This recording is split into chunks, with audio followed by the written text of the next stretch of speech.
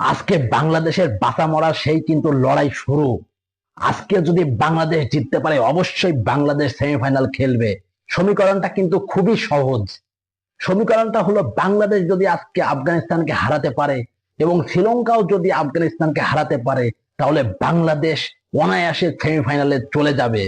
বাংলাদেশের আজকে জয়ের কোনো বিকল্প নাই। বাংলাদেশ মাঠে নামবে, ম্যাচ জিতবে, বাংলাদেশ পরের রাউন্ডে যাবে। এটাই আমরা সবাই চাই, এটাই বাংলাদেশের ফ্যানরা চাই। আমরা ভাই পাগলা ভক্ত।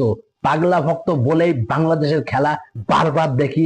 বাংলাদেশ যখন হেরে যায় বাংলাদেশকে গালিগালাজ করি, আবার বলি এই শালাদের খেলা আমরা কখনোই দেখব না। কিন্তু আমরা আবার তাদের খেলা শুরু হলে টিভির পর্দার কাছে চলে যাই, শুধুমাত্র একটাই কারণ, আমরা তাদেরকে ভালোবাসি, তাদের ক্রিকেটকে ভালোবাসি। দেখেন আরো একটি সুযোগ বাংলাদেশের সামনে। আফগানিস্তান বাংলাদেশ কিন্তু একই ধরনের টিম। অনেকজন বলে যে আফগানিস্তান বাংলাদেশ চেয়ে কিন্তু ভালো টিম। তারপরেও কিন্তু আমি বলবো তারা কিন্তু একই ধরনের টিম। তাদের নিজের দিনে কিন্তু যে কোনো টিম জয়লাভ করতে পারে বড় ম্যাচে। তারে কিন্তু ব্যতিক্রম হবে না আজকে। বাংলাদেশ আজকে জিতবে এবং সেমিফাইনালের আশা বাঁচিয়ে রাখবে। শ্রীলঙ্কা যেদিন আফগানিস্তানের সাথে খেলবে সেদিন আমরা সবাই শ্রীলঙ্কার সাপোর্টার হব এবং শ্রীলঙ্কাকে জিতিয়ে দেব আফগানিস্তানের বিপক্ষে। বাংলাদেশের স্কোয়াডে কিন্তু আজকে তিনটি পরিবর্তন আসতে পারে। প্রথমটা আসতে পারে হয় তানজিদ তামিমের বদলে, না হলে তৌহিদ হৃদয়ের বদলে, এবং নাসুম খেলতে পারে আজকে রিশাদ হোসাইনের বদলে, এবং তাসকিন আজকে ব্যাক করবে শরীফুলের বদলি হিসাবে।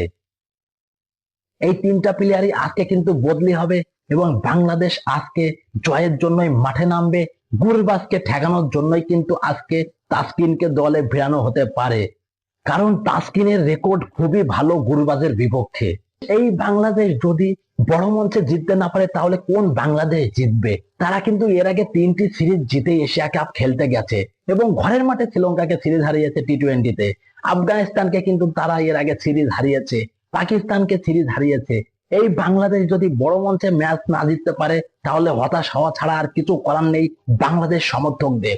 আমরা চাই বাংলাদেশ আজকে জিতবে, আমরা সবাই টিভির পর্দায় চোখ রাখবো এবং বাংলাদেশকে মাঠ থেকে জিতিয়ে নিয়েই আমরা বাড়ি ফিরবো।